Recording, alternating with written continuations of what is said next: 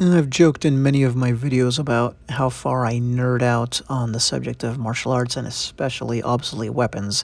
This is going to set the record for that. For anyone so inclined, who would probably not be many, and as proof that I don't make these videos for, massive clicks, I'm going to read a story written in the late 1890s. It's a fictional tale, but I think very instructive when it comes to how common flails were in the Western world and how forgotten they are as common self-defense tools. You're looking at a digitized version of said story. I'll include a link to it.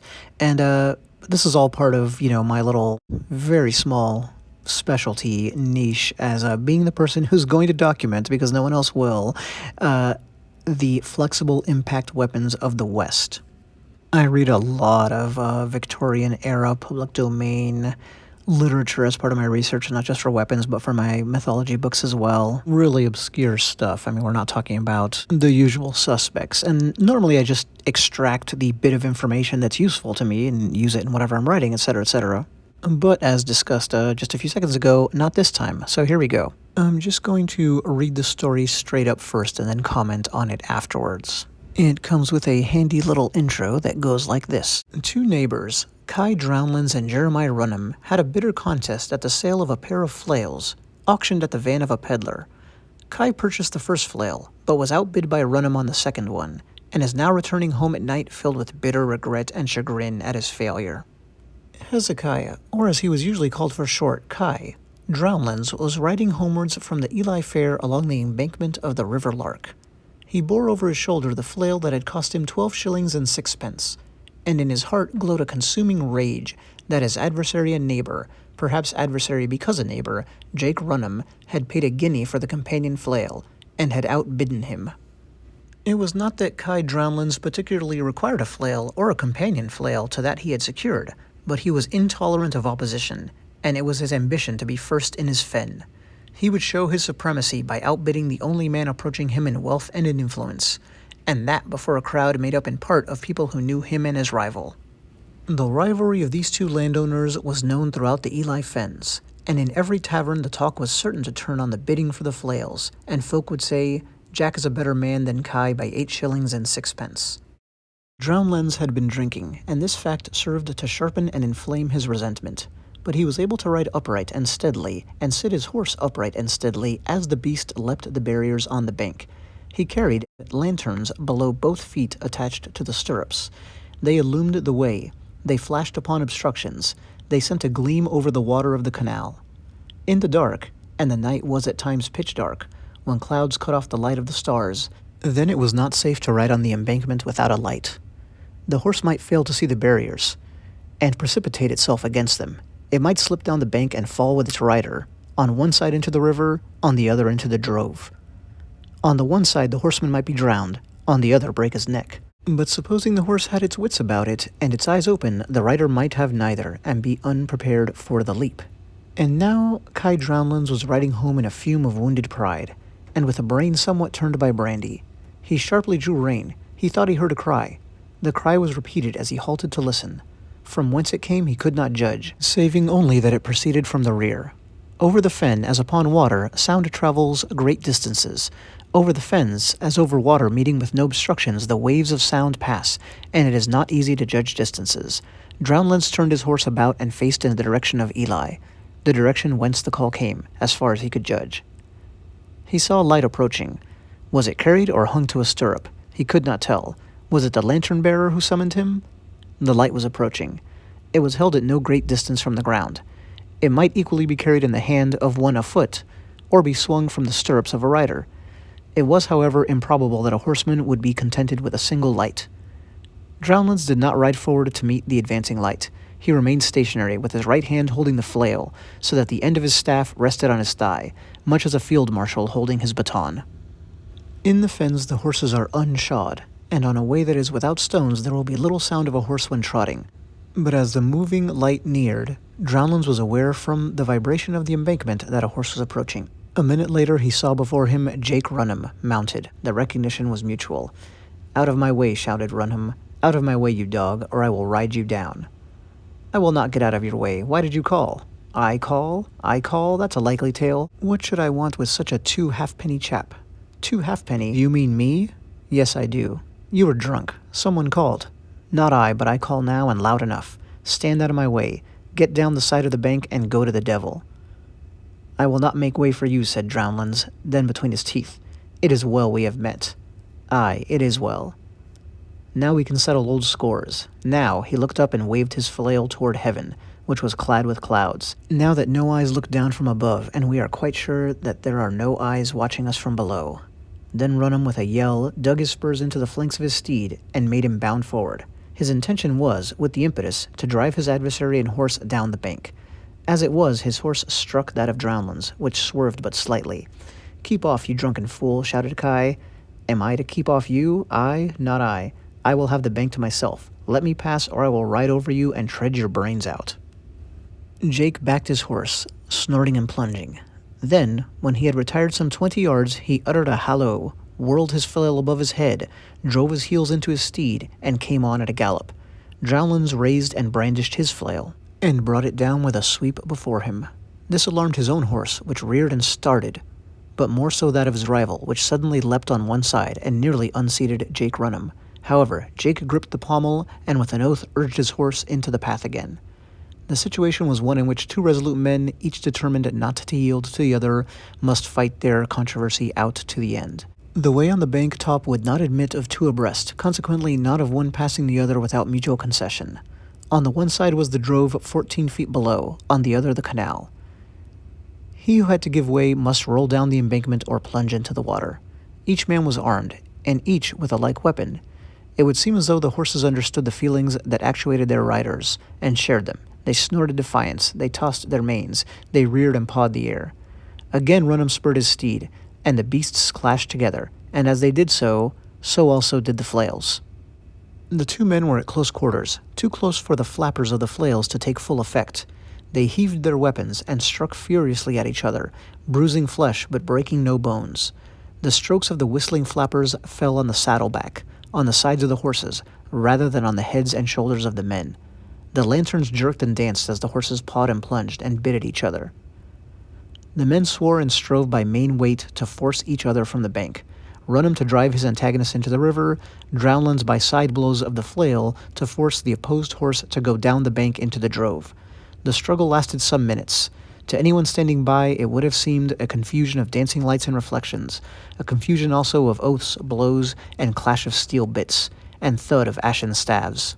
Then, by mutual consent, but unexpressed, the two men drew back equally exhausted. They drew back with no thought of yielding, but with intent to recover wind and strength to renew the contest. Both antagonists remained planted opposite each other, panting, quivering with excitement, their beasts steaming in the cold October night air. You dared to call me by an ugly name before folk, shouted Drownlands. Dared? I will do it again. You shall not be given the chance. I carried away the flail over your head because you hadn't more shillings in your pocket. The flail, echoed Drownlands. This is not a matter now of a flail. This is not a matter now of a way along the bank. It's a matter of 19 years' endurance. For 19 years I have borne the grossest of wrongs. I'll bear the burden no longer. The wrong shall not go another hour unavenged. You've borne it so long the back is accustomed to the burden, taunted Jake. For 19 years I have endured it, but tonight we are face to face and alone. Again he waved his flail to heaven. No eye looks down upon us. I and you are equally matched as far as weapons go. All is fair between us. But if there be justice on high, it will weight my arm to beat you down. And here, said he, touching his breast with the end of the flail, here is no spark of pity, just as there is now no spark aloft. If I beat you till the blood runs. Beat you till the bones are pounded. Beat you till the marrow oozes out. Beat you as we beat hemp. Then, unable longer to control his fury, the dark man urged his horse forward with his spurs, and as he did so the lanterns clashed against the flails of the brute, and burnt them as the spurs had stung them.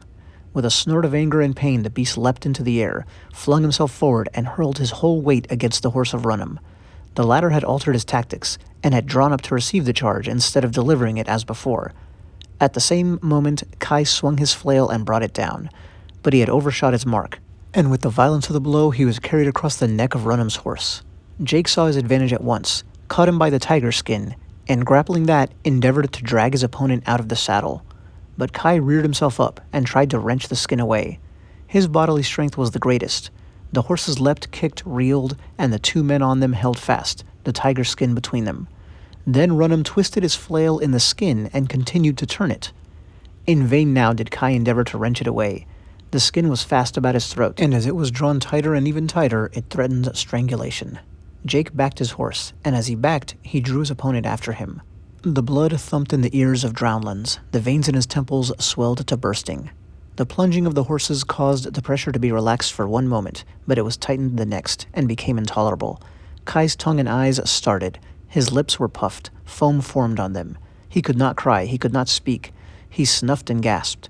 With his heels he thrust his horse forward. In another moment Drownlands would have been unhorsed and at his adversary's mercy. But at this supreme instant he clutched his own flail, and holding it with both hands over his bent head, drove the end of it into the ear of Runham's horse.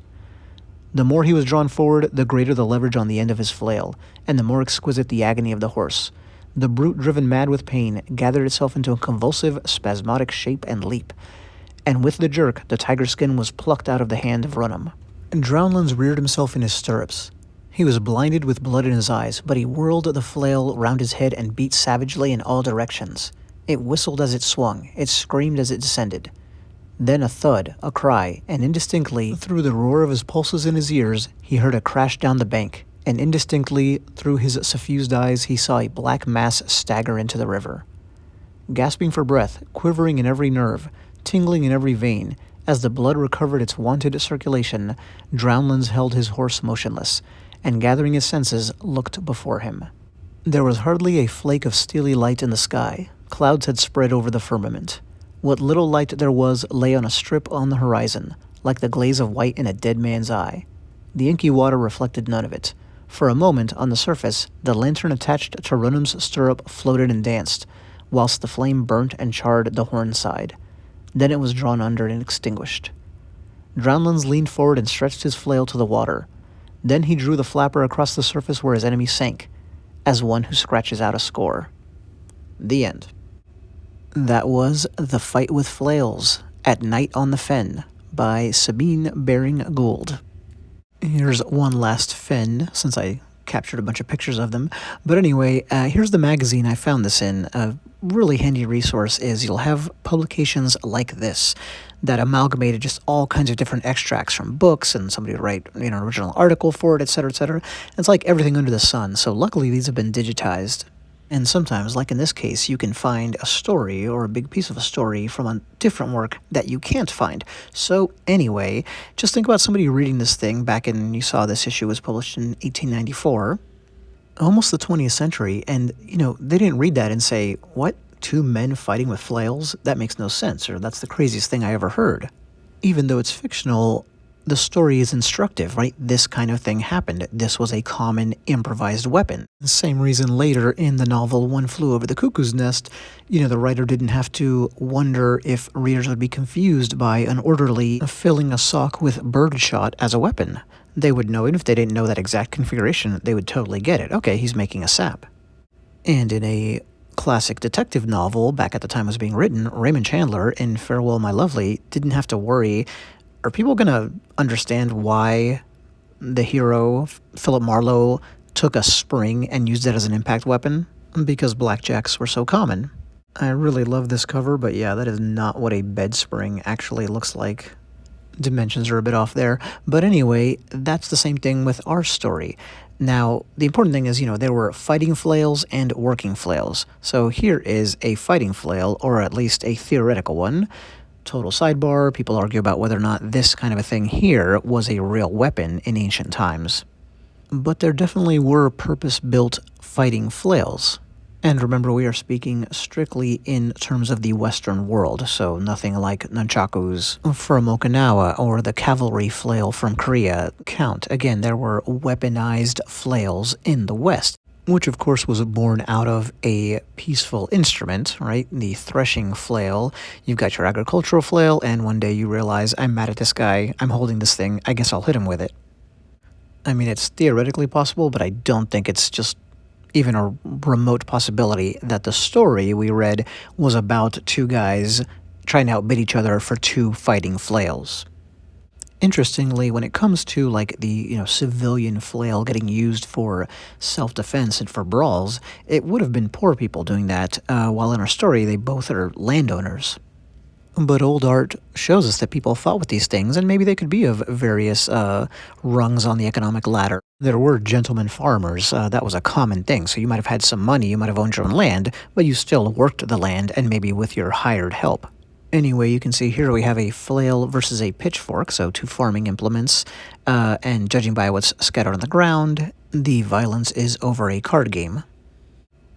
Here we have a cudgel versus a flail. Flail Man definitely has the reach advantage there. One last image, it's very low res, but it's the only version of it that exists, that I could find anyway, but flail versus flail. I get into all of this into much more detail in my book, the first one, but regardless, you get the point, and the point of this video.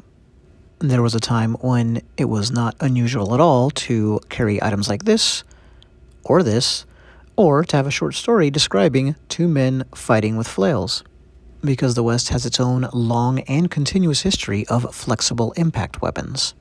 Could be a farm implement used in a moment of need, or a purpose-built weapon that descended from it. Maybe, even in reality, you could have what we had in the story, which is a civilian mounted flail fight.